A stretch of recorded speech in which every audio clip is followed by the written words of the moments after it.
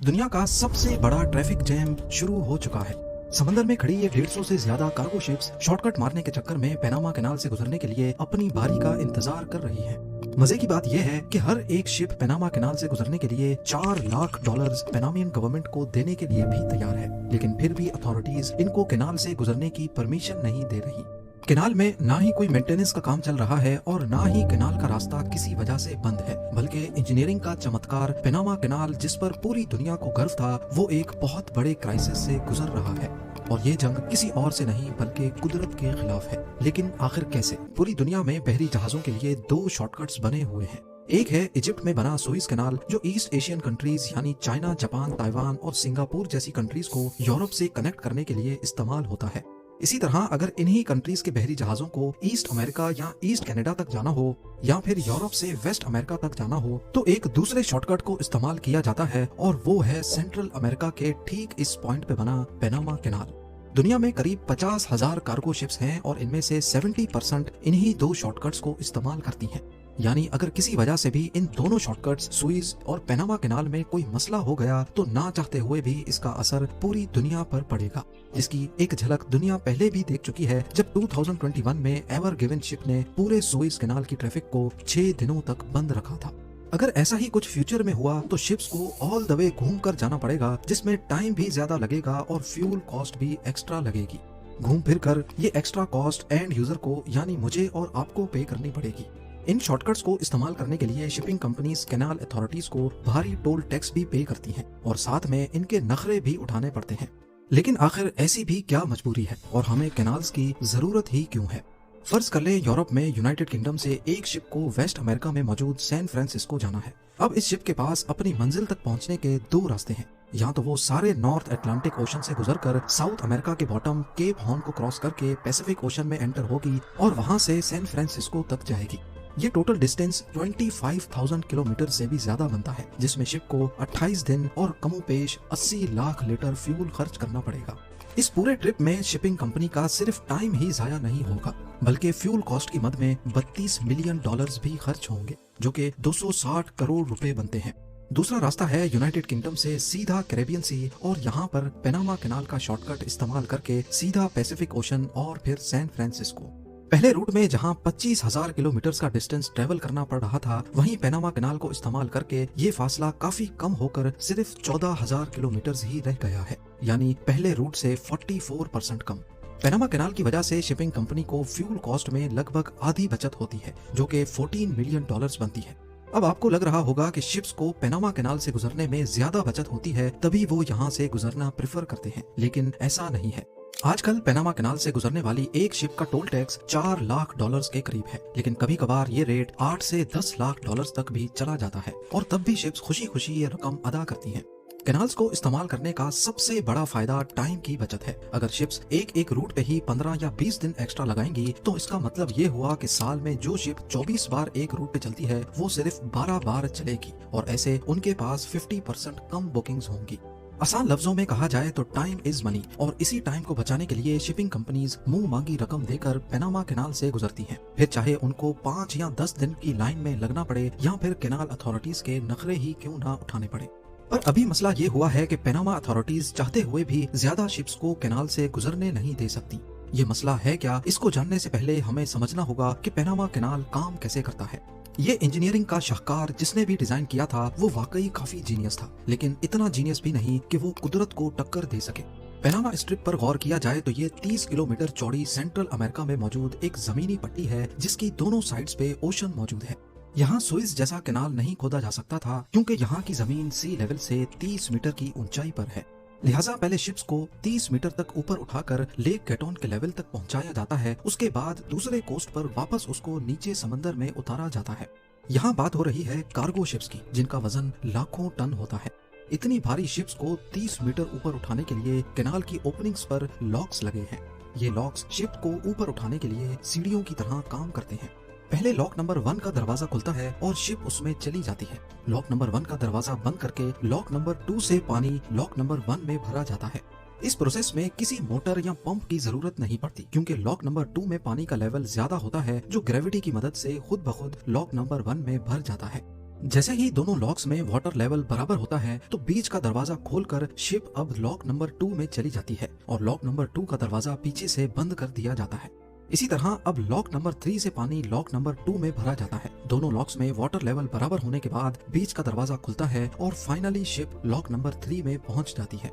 Lock number 3 का दरवाजा बंद करके अब गेटोन लेक का पानी लॉक नंबर 3 में भरा जाता है, जिससे लॉक नंबर 3 में वाटर लेवल गेटोन लेक के बराबर हो जाता है। आखिरी दरवाजा खोलकर शिप अब गेटोन लेक में दाखिल हो जाती है। 10 से 15 मिनटों के इस प्रोसेस में शिप 30 मीटर ऊपर उठ जाती है। गेटोन लेक में ट्रेवल करने के बाद पनामा के दूसरे कोस्ट तक पहुंचने में शिप को 11 घंटे लगते हैं और वहां पर भी सेम लॉक्स लगे हैं जो शिप को वापस 30 मीटर नीचे उतारकर सी लेवल पे ले आते हैं। यहाँ नोट करने वाली बात यह है कि दोनों प्रोसेसेस में यानी शिप को ऊपर उठाने या नीचे उतारने में लेक गेटोन का पानी यूज होता है। लॉक नंबर 1 का पानी समंदर में छोड़ा जाता है ताकि वो सी लेवल के बराबर आ सके और ये लेक का फ्रेश वाटर है जो असल में समंदर में डालकर जाया किया जाता है। लेक गेटोन का पानी पनामा कैनाल के लॉक्स को ऑपरेट करने के साथ साथ यहाँ की लोकल पॉपुलेशन के पीने के काम भी आता है। पनामा कैनाल इस्तेमाल करने वाली सिर्फ एक शिप लेक गेटोन का इतना पानी जाया करती है जितना 5 लाख लोग रोजाना पीते हैं। अपने पीक पर पनामा कैनाल से रोजाना 38 शिप्स गुजरती हैं, यानी एक ही दिन में 1 करोड़ 90 लाख लोगों का पानी समंदर में बहा दिया जाता है। लेक गेटोन एक बहुत बड़ी लेक है, करीब एक एवरेज साइज की सिटी जितनी। बारिश का पानी आसपास के पहाड़ों से बहकर लेक गेटोन में जमा होता है जो शिप्स की वजह से जाया होने वाले पानी की कमी को पूरा करता रहता है। 110 साल पहले जब पनामा कैनाल बनाया गया था तब ये किसी के वहमो गुमान में भी नहीं था कि अगर लेक गेटोन में बारिश का पानी कम हो गया तब क्या होगा। और यही मसला आज पनामियन गवर्नमेंट के गले पड़ चुका है। जी हाँ, हर 7 सालों के बाद एक लहर आती है जिसमें पनामा के एरिया में बारिशें बहुत कम हो जाती हैं। ये क्राइसिस हर बार मजीद गंभीर होता जा रहा है और अब की बार यहाँ हालत इतनी खराब है कि पिछले साल 2023 में यहाँ बारिशें नहीं हुई और वेदर डिपार्टमेंट ने 2024 में भी बहुत कम बारिशों की प्रेडिक्शन की है। इस चीज को देखते हुए पनामा अथॉरिटीज के पास सिर्फ 2 ऑप्शंस बचे हैं, या तो वो कैनाल चला लें या फिर अपने लोगों को पीने का पानी प्रोवाइड करें। कैनाल से इनको $4.32 बिलियन की सालाना आमदनी होती है जो पनामा कंट्री की टोटल जीडीपी का एक बहुत बड़ा हिस्सा है। अगर कैनाल बंद करते हैं तो इनकम अफेक्ट होती है और अगर कैनाल खोलते हैं तो पीने के लिए पानी का मसला खड़ा हो जाता है। पंप्स लगाकर भी समंदर का पानी लेक गेटोन में नहीं डाल सकते क्योंकि उससे कैनाल तो आसानी से ऑपरेट हो जाएगा लेकिन फिर लेक का पानी खारा हो जाएगा जो फिर पीने के काबिल नहीं बचेगा। लिहाजा अब वहाँ की गवर्नमेंट ने लेक गेटोन के पानी को बचाने के लिए कुछ मेजर्स लेना शुरू कर दिए हैं। सबसे पहले तो जहाँ दिन में 38 शिप्स कैनाल से गुजरती थी, इस नंबर को कम करके 18 शिप्स पर डे तक लेके आए हैं। और दूसरा, सिर्फ उन कार्गो शिप्स को कैनाल से गुजरने की परमिशन दी जा रही है जिनके पास कम कंटेनर्स हैं। जाहिर है शिप्स पर जितना ज्यादा वजन होगा वो उतना ज्यादा पानी जाया करेंगी। इन सख्तियों की वजह से एक शिप में 40% तक कम कार्गो लोड किया जा रहा है और इस बचे हुए कार्गो को नई शिप्स में लोड किया जाता है, यानी पनामा से गुजरने वाली टोटल शिप्स भी पहले से मजीद बढ़ गई हैं। पनामा कैनाल के बाहर शिप्स की लाइन लग चुकी है और सब कैनाल से गुजरने के लिए अपनी बारी का इंतजार कर रही हैं। खास तौर पर जिनकी बुकिंग एडवांस में नहीं हुई वो 15 दिन तक भी इंतजार करने पर मजबूर हैं। इन सख्तियों के साथ साथ टोल टैक्स में 10% extra cost fresh water surcharge के नाम पर भी वसूल किए जा रहे हैं। इससे यूरोप से वेस्ट अमेरिका और ईस्ट अमेरिका से ईस्ट एशिया के रूट्स पर काफी डिस्टरबेंस पैदा हो गई है। कार्गो डिले हो रहा है और पनामा कैनाल पे एडवांस बुकिंग 3 महीने पहले से करवानी पड़ती है, यानी जो गुड्स अभी फैक्ट्री में मैन्युफैक्चर हो रहे हैं उनकी डिलीवरी के लिए पनामा कैनाल की बुकिंग मैन्युफैक्चरिंग से भी पहले करवानी पड़ रही है, वो भी महंगे दामों पर। अब इस मसले को सॉल्व करने के लिए मुख्तलिफ प्रपोजल्स दिए जा रहे हैं। इसमें बाय ओशियानिक कॉरिडोर बनाए जाएंगे। शिप्स पहले एक कोस्ट पे कंटेनर्स अनलोड करेंगी, फिर वो कंटेनर्स ट्रक या ट्रेन में लोड होकर दूसरे कोस्ट तक पहुंचाए जाएंगे और फिर वहां से दूसरी शिप्स में दोबारा लोडिंग होगी। ये ऑप्शन है तो काफी अच्छा, लेकिन साउथ अमेरिका के वेस्टर्न पार्ट्स में एंडीज माउंटेन रेंज दीवार बनकर खड़ी है। 9000 किलोमीटर पर फैली हुई ये दुनिया की सबसे लंबी माउंटेन रेंज है। इसके बीच में रेल ट्रैक्स या रोड नेटवर्क बिछाना पॉसिबल नहीं है। ऐसा ही एक कॉरिडोर नॉर्थ अमेरिका में मेक्सिको के इस पॉइंट पे बनाया जा रहा है जो सिर्फ 190 किलोमीटर चौड़ा है और इसकी दोनों साइड्स पे समंदर मौजूद है। मैक्सिकन गवर्नमेंट इसके बीच में रेल नेटवर्क बिछाकर दोनों साइड्स पे मॉडर्न पोर्ट्स बना रही है जिस पर टोटल $2.85 बिलियन का खर्चा आएगा। इस प्रोजेक्ट की कंप्लीशन 2030 में एक्सपेक्टेड है, लेकिन उसके बाद ये पनामा कैनाल से ज्यादा सस्ता और ज्यादा फास्ट रूट साबित होगा। मुकम्मल होने के बाद यहाँ से साल में 13 लाख कंटेनर्स गुजारे जा सकेंगे। कंपैरिजन के तौर पे नॉर्मल ऑपरेशंस के दौरान पैनामा कैनाल से सालाना 26 लाख कंटेनर्स गुजरते हैं। यानी मेक्सिको का इंटर ओशियानिक कॉरिडोर आज से 6 सालों के बाद पैनामा का आधा लोड अपनी तरफ डाइवर्ट कर लेगा। मेक्सिको का ये प्रोजेक्ट दूसरे ऑप्शंस के मुकाबले में काफी प्रॉमिसिंग लगता है। ऐसा ही एक प्रोजेक्ट कोलंबिया में भी स्टार्ट किया जा रहा है, जो पैनामा के बगल में ही मौजूद है। यहाँ पर भी मौजूदा ट्रेन नेटवर्क को बढ़ाकर कोस्ट टू कोस्ट फैलाया जा रहा है, लेकिन इस प्रोजेक्ट में भी कई साल लग जाएंगे।